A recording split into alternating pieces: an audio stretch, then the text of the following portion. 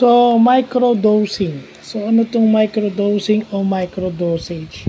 So, ito yung pagtitake ng gamot in small amounts. Kumbaga, regulated. Ito yung ginagamit sa mga may mga mayroong psycho problems, mga psychotic problems, di ba?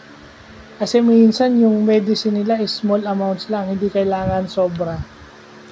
So ito yung mga may psychotic depression, yung basta may depression ka pala, yun ang ginagamit doon, yung microdosage. Bukas na natin iano yung gamot na para doon sa mga depressions na yun.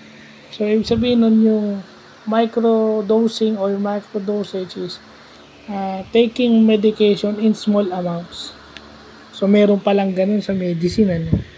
Siguro yung mga nurses and medical professionals lang ang nakakaalam na ito.